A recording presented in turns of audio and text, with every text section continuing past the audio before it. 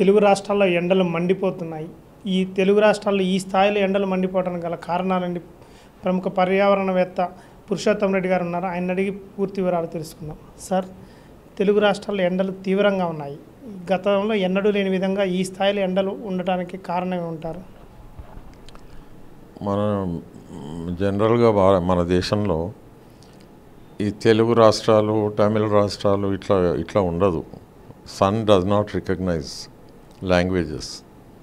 ఇది global warming, మొత్తం ధరిత్రి వేడెక్కుతుంది. దీనికి కారణాలు ఏంది అని ఐక్యరాజ్య సమితి ఒక వండర్ఫుల్ కమిషన్ ఫామ్ చేసి, దాని పేరు world commission on environment and development 1983లో ఫామ్ చేసినారు. అది 4 ఏళ్ళు పనిచేసి, రాత్రి మొదలు పనిచేసి 1987లో వాళ్ళ నివేదిక ఇచ్చాను. ఆ నివేదికలో 5 మేజర్ ప్రాబ్లమ్స్ ఉన్నాయని తెలుసుకున్నాం. ఒకటి గ్లోబల్ వార్మింగ్, ఏది వేడెక్కుతున్న ధరిత్రి. రెండవది లాస్ ఆఫ్ బయోడైవర్సిటీ, ఓజోన్ పొర క్షీణించడం, ఇట్లా ఎడారీకరణ. తర్వాత nuclear danger from nuclear reactors and bombs. So ఇది గ్లోబల్ యావరేజ్ టెంపరేచర్స్ ఎందుకు పెరుగుతున్నాయంటే, మనం అంటే గౌరవనీయులైన మానవులు, మనం చేసే బేకార్ పనులతోటి మనం ఏం చేస్తున్నాం? పొద్దున్న లేస్తే పెట్రోల్, కిరోసిన్, డీజిల్, వీటిని ఫాసిల్ ఫ్యూయల్స్ అంటాం. ఆ ఫాసిల్ ఫ్యూయల్స్ వాడడం వల్ల we are actually burning the fossils, converting them into oxides of carbon monoxide, carbon dioxide ఇట్లా. అయితే దీనికి సింపుల్గా అందరికీ అర్థమయ్యే పద్ధతిలో చెప్పాలంటే, గాలిలో CO2% పెరుగుతుంది, కార్బన్ డైఆక్సైడ్ శాతం, బొగ్గు పులుసు వాయువు. అది ఒక 250-300 ఇయర్స్ కింద అది ఎంత ఉండే అంటే 0.03% ఉండే గాలిలో. అటువంటిది ఇప్పుడు లేటెస్ట్ మనం డిస్కస్ చేసే ఈ టైంకు, ఈ రోజుకు ఇట్ ఈజ్ అబౌట్ 0.0420. అంత లెవెల్లో అంటే ఈ పర్టికులర్లీ లాస్ట్ 100 ఇయర్స్లో ఒక 1.20 పెరిగింది, అంటే గ్లోబల్ యావరేజ్ టెంపరేచర్. ఈ పెరుగుదల చాలా ఎక్కువ. మనకు అనిపిస్తుంది 1.12 కదా అని, అట్లా కాదు. This is very high rise in the temperature.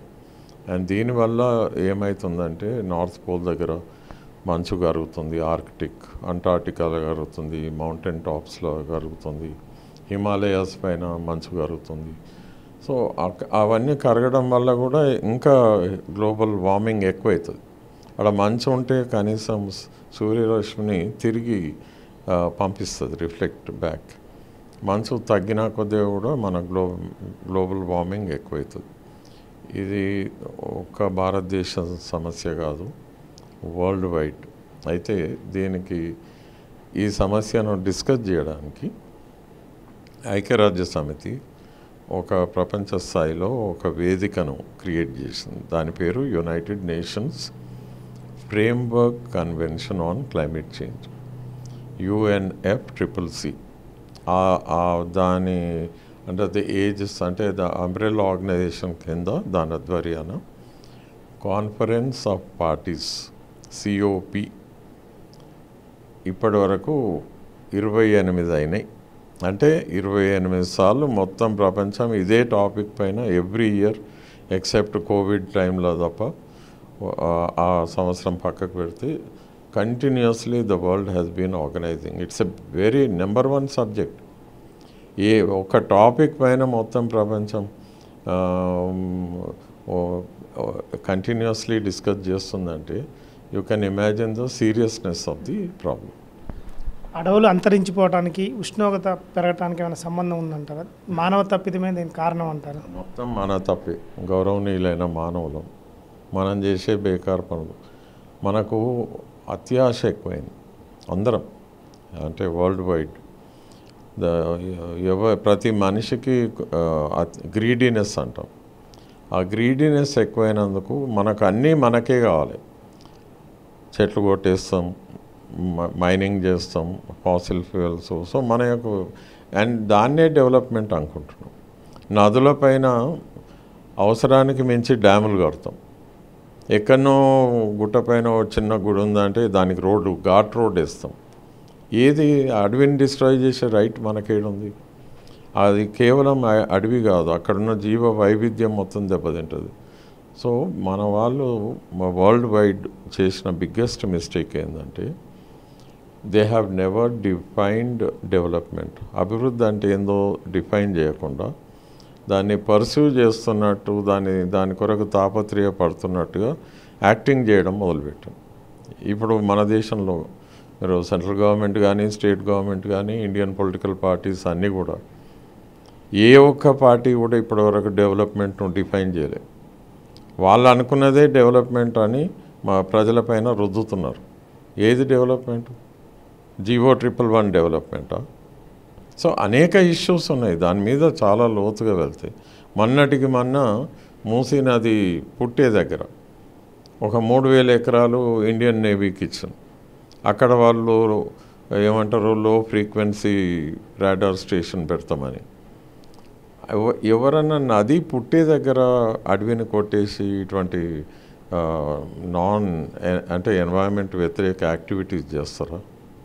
So ఇట్లా ప్రతి లెవెల్లో ఇది మిస్టేక్ అవుతుంది. అండ్ వీటి యొక్క క్యూములేటివ్ ఎఫెక్ట్ ఇది కేవలం మన తెలంగాణ అని కాదు, మొత్తం ప్రపంచం మీద అన్ని దేశాలు కట్టగట్టుకొని చేసే విధ్వంసమే ఈరోజు డెవలప్మెంట్ పేరు మీద చలామణి అవుతుంది. That is not development, that is destruction. ఈ వాతావరణ సమతుల్య కోసం మనం భవిష్యత్తులో తీసుకోవాల్సిన జాగ్రత్తలు ఏమన్నా? దాని కొరకే ఐక్యరాజ్య సమితి చాలా కష్టపడి వాళ్ళు ఏం చేశారు, 3 లెవెల్స్లో ప్రిస్క్రిప్షన్ ఇచ్చాం. ఫస్ట్ 1992లో ఏజెండా 21 అని చెప్పాను. ఏజెండా 21 ఏంటంటే 1992 రియో కాన్ఫరెన్స్లో ఆ 92 జూన్ నుంచి 2000 సంవత్సరం అంటే కొత్త మిలీనియం వచ్చే వరకు ఆ 7.5 ఇయర్స్ పీరియడ్లో ప్రపంచ దేశాలు కొత్త మిలీనియంలో వాళ్ళు ఎలా వాళ్ళ యొక్క పాలసీస్ను, తర్వాత పర్యావరణ పరిరక్షణకు వాళ్ళు తీసుకోవాల్సిన పట్టికను వాళ్ళు రిలీజ్ చేశారు. ఎవరు? ఐక్యరాజ్య సమితి. కానీ ప్రపంచ దేశాలు అప్పటికి వాళ్ళకు అవేర్నెస్ అంత లేదు, వాళ్ళు ఏం చేయలే, చెప్పుకోదగిన విధంగా పనిచేయలే. అప్పుడు 2000 సంవత్సరం స్టార్ట్ అయినాక మిలీనియం డెవలప్మెంట్ గోల్స్ అని MDGs వాళ్ళు డిక్లేర్ చేశారు. ఆ మిలీనియం డెవలప్మెంట్ గోల్స్ ఒక 15 ఇయర్ టైంలో ఇంప్లిమెంట్ చేయాలి. అది దేని కొరకు ఇచ్చిందంటే మొత్తం ప్రపంచంలో బాగా వెనుకబడ్డ ప్రజల కొరకు, అంటే వాళ్ళ తప్పు కాదు, వెనక్కి నెట్టేయబడ్డటువంటి ప్రజలు, people who have been denied development, education, health అన్ని తీరులో బాగా నష్టపోయిన ప్రజలను డెవలప్ చేయడానికి 8 పాయింట్ ప్రోగ్రామ్ కింద మిలీనియం డెవలప్మెంట్ గోల్స్ అని పెట్టాను. కొంత ప్రోగ్రెస్ అయ్యింది, ఏం జరగలేదని అంటే కూడా తప్పు, కానీ దట్ ఈజ్ నాట్ అడిక్వేట్, అది సరిపోదు. అది 2015కు ఆ మిలీనియం డెవలప్మెంట్ గోల్స్ను ఇంప్లిమెంట్ చేసే టైం అంటే ఆఫీషియలీ అయిపోయింది. మళ్ళీ తర్వాత ప్రపంచ దేశాలకు మరో ప్రిస్క్రిప్షన్ ఇచ్చింది, అదే సస్టైనబుల్ డెవలప్మెంట్ గోల్స్. ఇవాళ మొత్తం ఈరోజు ఇప్పుడు ప్రపంచ దేశాలన్నీ సుస్థిరంగా, సంతోషంగా, ఒక సస్టైన్డ్ పద్ధతిలో నిలకడగా ఉండే డెవలప్మెంట్ను డిజైన్ చేయడానికి SDGs అంటాం, సస్టైనబుల్ డెవలప్మెంట్ గోల్స్. ఇవి 17 గోల్స్ ఉంటాయి, 169 టార్గెట్స్. ఆ నెంబర్ ఆఫ్ టార్గెట్స్ను ఇంకా ఎక్కువ కూడా చేసుకోవచ్చు ఒక్కొక్క దేశం యొక్క లోకల్ కండిషన్స్ని బట్టి. భారతదేశం అన్నిట్లలో సంతకాలు పెట్టింది. రైట్ ఫ్రమ్ 1972 స్టాక్హోమ్ కాన్ఫరెన్స్ లో అప్పుడు ఇందిరాగాంధీ సైన్ పెట్టింది. తర్వాత మనకు PV నరసింహారావు గారు రియో కాన్ఫరెన్స్లో ఇండియా తరఫున సంతకం పెట్టింది. Narendra Modi sustainable development goals Paris అకార్డ్లో, అంటే ఆ రెండిట్లలో కూడా మన ఇప్పుడున్న ప్రైమ్ మినిస్టర్ సంతకం పెట్టింది.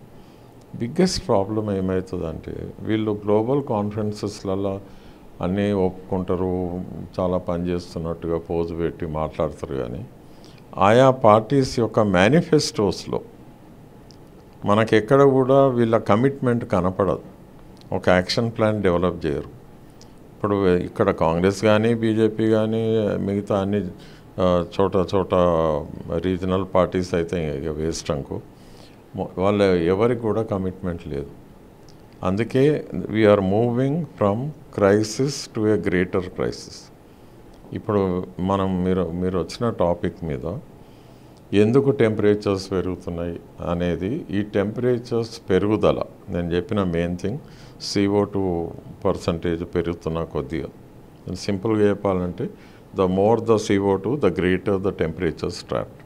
CO2 ఏం చేస్తుంది, కార్బన్ డైఆక్సైడ్ సన్లైట్ను పర్మిట్ చేస్తుంది, కానీ హీట్ను ట్రాప్ చేస్తుంది. మనంగిన చలికాలంలో బ్లాంకెట్ కప్పుకుంటాం కదా, బ్లాంకెట్ కప్పుకుంటే వెచ్చగా ఎందుకు ఉంటుంది అంటే మన బాడీ టెంపరేచర్ ఎస్కేప్ కాకుండా బ్లాంకెట్ పనిచేస్తుంది.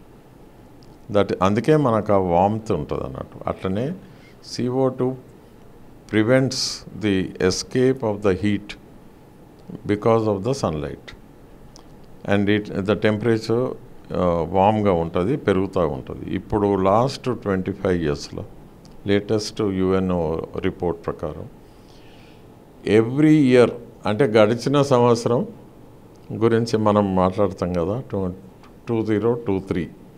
సో మొన్నటిదాకా ఏం చెప్పానంటే 2023 was the warmest year. Hottest, warm కాదు ఇప్పుడు వాడతలేరు, గ్లోబల్ వార్మింగ్ అంటలేరు. ఇప్పుడు we're moving into a much hotter world. So word కూడా వామ్ నుంచి హాట్ అయింది. సో ఇప్పుడు ఏమంటున్నారు, it has been the hottest year.